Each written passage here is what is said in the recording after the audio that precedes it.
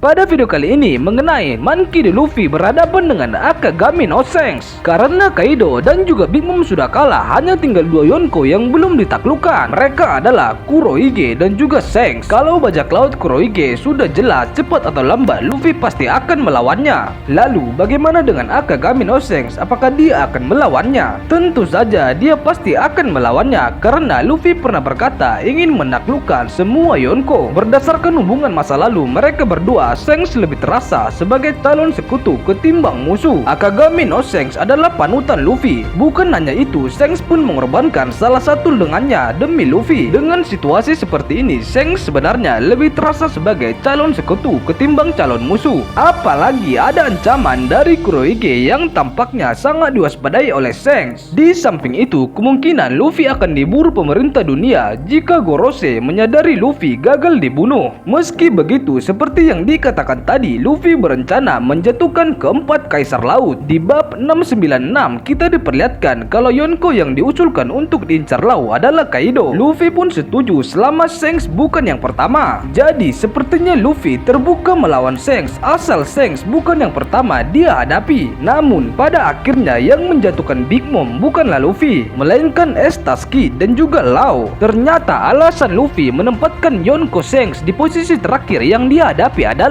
Mugiwara Luffy tidak mau ada orang lain yang mengalahkan Shanks selain dirinya, dikarenakan para Yonko lain punya peluang untuk mengalahkan Akagami no Shanks, sehingga dia berencana untuk mengalahkan ketiga Yonko dahulu lalu kemudian berhadapan dengan Shanks. Ada fakta menarik mengenai Bartolomeo, teman Luffy. Dalam kisah sampul bab 875, Bartolomeo membakar bendera kelompok rambut merah. Bukan hanya itu, dia juga mengangkat simbol khas topi jerami, menunjukkan dia terafiliasi dengan kelompok Luffy. Sebelum itu juga Bartolomeo menjual pernak-pernik topi jerami di pulau tersebut. Nah, Bartolomeo bisa jadi diincar kelompok rambut merah. Mungkin akan memicu Luffy juga akan terlibat. Bila mereka harus bertarung, alasan kemungkinannya adalah pembuktian Luffy sudah jadi bajak laut hebat. Pada episode awal, Shanks menitipkan topi jeraminya kepada Luffy. Shanks meminta untuk mengembalikan topi itu suatu hari nanti ketika Luffy sudah jadi bajak laut hebat. Namun sebenarnya setelah Luffy menjatuhkan Kaido, dia sudah bisa dibilang sebagai bajak laut hebat. Namun bukan tidak mungkin kalau Shanks masih ingin bertarung melawan Luffy untuk mengukur seberapa kuatnya Luffy. Apakah benar Luffy pantas jadi raja bajak laut seperti Roger?